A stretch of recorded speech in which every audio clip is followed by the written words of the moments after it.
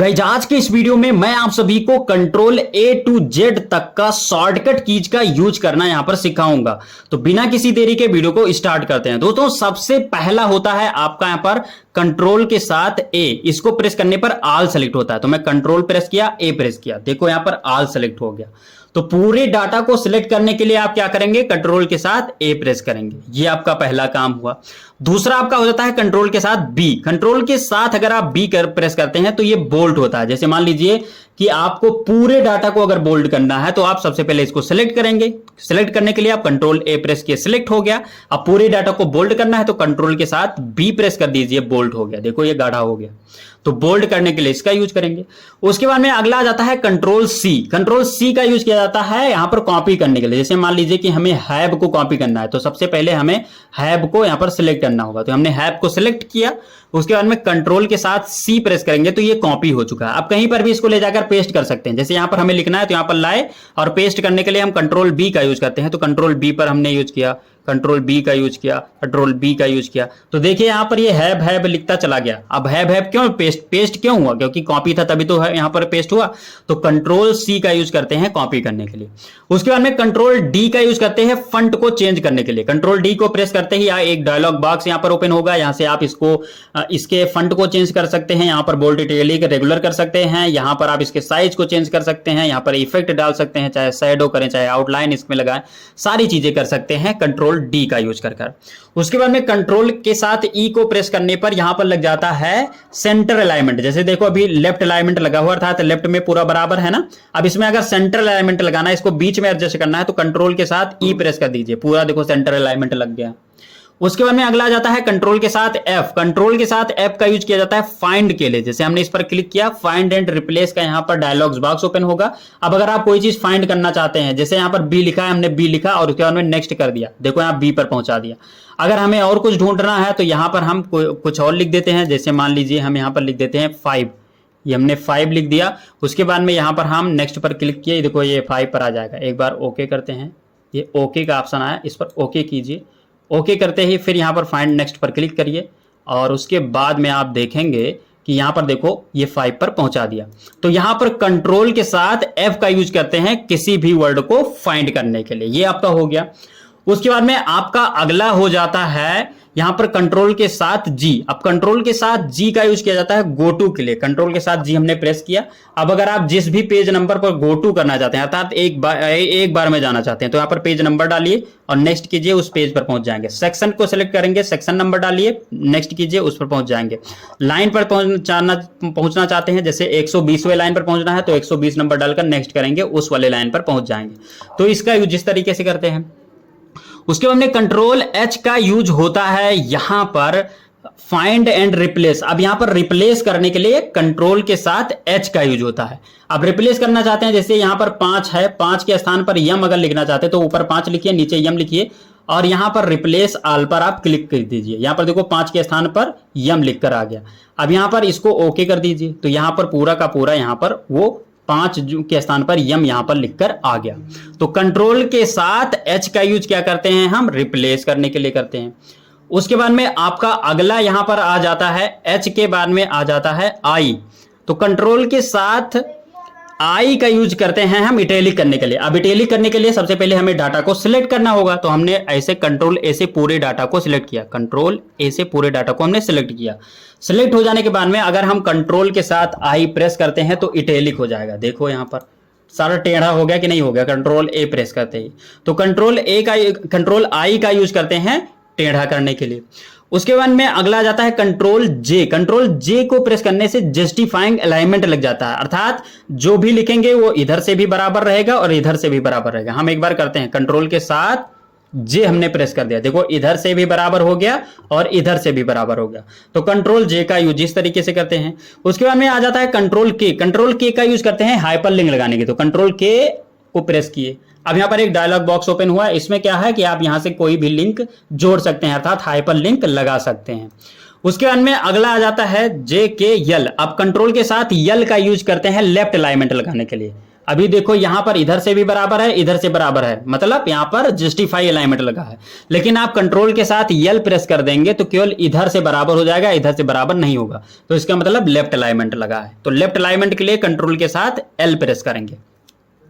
उसके बाद में अगला जाता है यम। कंट्रोल के साथ एम का यूज करते हैं यहां पर पूरे पैराग्राफ में इंडेंट लगाने के लिए। जैसे यहां पर कंट्रोल के साथ यम हम प्रेस करेंगे तो ये पूरा पैराग्राफ इस तरफ चला जाएगा, कंट्रोल के साथ यम प्रेस करेंगे तो एक पूरा ग्राफ इस तरफ चला जाएगा। तो इस चीज को करने के लिए यहां पर हम इसका यूज करते हैं। तो ये आपका हो गया। उसके बाद में आपका यम के बाद में आ जाता है यन। तो कंट्रोल के साथ यन का यूज होता है न्यू पेज को ओपन करने के लिए या न्यू विंडो को ओपन करने के लिए। तो यहां पर कंट्रोल के साथ एन को हम प्रेस किए, देखो एक नया पेज ओपन हो गया कि नहीं हो गया। तो इस तरीके से कंट्रोल यन का यूज करेंगे नया पेज, नया विंडो ओपन करने के लिए। उसके बाद में आपका यन के बाद में आ जाता है ओ। तो यहां पर कंट्रोल के साथ ओ को प्रेस करेंगे। ओ को प्रेस करते ही आप यहां पर क्या करेंगे कि कोई भी नया डाटा जो भी सेव कर आप रखे हैं उसको ओपन करने के लिए आप कंट्रोल ओ को प्रेस करेंगे तो ये डायलॉग बॉक्स ओपन होगा या एक विंडो ओपन होगा। इसमें से आप जो भी यहां पर डाटा ओपन करना चाहते हैं उसको ओपन कर सकते हैं। तो इस तरीके से कंट्रोल ओ का यूज यहां पर होता है। ओ के बाद में अगला जाता है कंट्रोल पी। कंट्रोल पी से प्रिंट निकालने के लिए, जैसे कंट्रोल पी हमने प्रेस किया, अब देखो यहां पर ये प्रिंट वाला पूरा ऑप्शन आ गया, यहां से आप प्रिंट निकाल सकते हैं। तो ये आपका हो गया। उसके बाद में पी के बाद में अगला जाता है कंट्रोल के साथ क्यू। अब कंट्रोल के साथ क्यू का यूज किया जाता है जो भी आप पूरे पैराग्राफ में इंडेंट लगाते हैं उस इंडेंट को हटाने के लिए। जैसे कंट्रोल यम से इंडेंट लगाते हैं, ये हमने लगाया, ये हमने लगाया, ये हमने लगाया, ये पूरा हमने इंडेंट लगाया है। अब इसको हम पूरे पैराग्राफ के इंडेंट को अगर हटाना चाहते हैं तो कंट्रोल के साथ क्यू प्रेस करेंगे, वैसे का वैसा हट जाएगा, यानी पूरा इंडेंट हट गया। हट गया कि नहीं हट गया, यहां था पूरा हट गया। तो कंट्रोल क्यू का यूज इंडेंट को, जो पैराग्राफ में लगाए गए इंडेंट को हटाने के लिए। तो clear the indent, paragraph indent इसका यूज होता है। उसके बाद में पी के बाद में आपका क्यू हो गया। क्यू के बाद में आपका आ जाता है आर। आर का यहां पर यूज होता है राइट अलाइनमेंट लगाने के लिए। राइट अलाइनमेंट मतलब जैसे अभी देखो यहां पर ये बराबर है, राइट अलाइनमेंट लगाने पर यहां पर ये बराबर हो जाएगा, इस तरफ बराबर नहीं होगा। तो हम लगाते हैं कंट्रोल के साथ यहां पर आर प्रेस किए, ये देखो इस तरफ बराबर हो गया, इस तरफ बराबर, इस तरफ बराबर नहीं है। तो इस तरफ बराबर नहीं है तो इसका मतलब क्या हो गया कि यहां पर राइट अलाइनमेंट लगा, अर्थात राइट साइड में बराबर, राइट साइड, और इस तरफ में लेफ्ट साइड में बराबर नहीं है। उसके बाद में आर के बाद में आपका आ जाता है कंट्रोल के साथ यस। तो कंट्रोल के साथ यस अगर आप प्रेस करते हैं तो सेव आपका होता है। जैसे यहां पर कंट्रोल यस हमने प्रेस किया तो पूरा यहां पर एक ऑप्शन आ जाएगा सेव का। आप यहां पर कुछ भी लिखकर और सेव कर सकते हैं। कोई भी फाइल में, ये जैसे डेस्कटॉप में सेव करना चाहते हैं तो डेस्कटॉप में जिसमें भी आप सेव करना चाहें तो सेव कर सकते हैं। तो कंट्रोल एस से आप सेव करेंगे। उसके बाद में यस के बाद में आपका आ जाता है कंट्रोल टी। कंट्रोल टी का यूज किया जाता है हैंगिंग इंडेंट। हैंगिंग इंडेंट का मतलब समझिए, आप अगर पहली लाइन को छोड़कर बाकी नीचे वाली लाइन में इंडेंट लगाना चाहते हैं तो हैंगिंग इंडेंट का यूज करेंगे, अर्थात कंट्रोल के साथ टी का यूज करेंगे। तो मैं कंट्रोल के साथ टी का यूज करता हूं, कंट्रोल के साथ टी। ये देखो यहां ये पहला लाइन में नहीं लगा, बाकी तीनों लाइन में लग गया। ऐसे फिर कंट्रोल के साथ टी, देखो ये पूरा इधर वाला लाइन जा रहा है, कंट्रोल के साथ टी। तो इस तरीके से यहां पर सारा इंडेंट केवल एक लाइन को छोड़कर लगेगा। अब इसको पूरा हटाने के लिए हमने बताया कि कंट्रोल के साथ क्यू प्रेस कीजिए, हट जाएगा। तो ये इस तरीके से कंट्रोल के साथ टी का यूज होता है हैंगिंग इंडेंट के लिए। उसके बाद में टी के बाद में आ जाता है यू। कंट्रोल यू का यूज होता है अंडरलाइन लगाने के लिए। अंडरलाइन लगाना है तो कंट्रोल के साथ ए सेलेक्ट कीजिए। यहां पर कंट्रोल ए हमने सेलेक्ट किया, सेलेक्ट हो गया। अब हमें अंडरलाइन पूरे पर लगाना है तो कंट्रोल के साथ यहां पर यू प्रेस करेंगे और देखिए सारे के नीचे यहां पर एक लाइन आ गया, अर्थात अंडरलाइन लग गया। तो अंडरलाइन लगाने के लिए कंट्रोल के साथ यू का यूज करते हैं। उसके बाद में हमारा अगला जाता है कंट्रोल के साथ यक्स। कंट्रोल के साथ यक्स का यूज होता है कट करने के लिए। जैसे मान लीजिए कि हमें इस लाइक को कट करना है यहां से, तो इसको हम सबसे पहले सेलेक्ट करेंगे और कंट्रोल के साथ एक्स प्रेस करेंगे। ये देखो यहां से कट गए, हो गया। अब कट हो जाने के बाद में कहीं पर अगर आप ले जाकर पेस्ट करना है तो कंट्रोल बी से आप इसको पेस्ट भी कर सकते हैं। तो ये आपने समझ लिया। उसके बाद में अब यहां पर आपका आ जाता है कंट्रोल के साथ वाई। कंट्रोल के साथ वाई का यूज होता है रीडो के लिए। जैसे मैं इस पर कंट्रोल के साथ वाई करूंगा तो एक स्टेप आप आगे जाएंगे। ये देखो ये कुछ इस तरीके से एक स्टेप आप आगे जा रहे हैं। जैसे मान लीजिए पहले हमें आगे जाने के लिए एक स्टेप पीछे जाना होगा, तो कंट्रोल के साथ अगर आप जेड प्रेस करते हैं तो देखो लाइक लिख गया था ना, कंट्रोल के साथ जेड हमने प्रेस किया, कंट्रोल के साथ जेड प्रेस किया, कंट्रोल के साथ जेड प्रेस, कंट्रोल के साथ जेड प्रेस करेंगे तो ये आपका अंडू होगा, अर्थात एक स्टेप पीछे ले जाएगा। जैसे हम कंट्रोल के साथ जेड प्रेस किए, अब यहाँ पर कंट्रोल के साथ जेड प्रेस किए, यहाँ पर देखो लाइक हमने कॉपी किया था वो फिर आया, फिर कंट्रोल के साथ यहाँ पर जेड प्रेस करेंगे तो जितना स्टेप आप आगे बढ़ेंगे उतने स्टेप आप पीछे चलते जाएंगे कंट्रोल जेड से।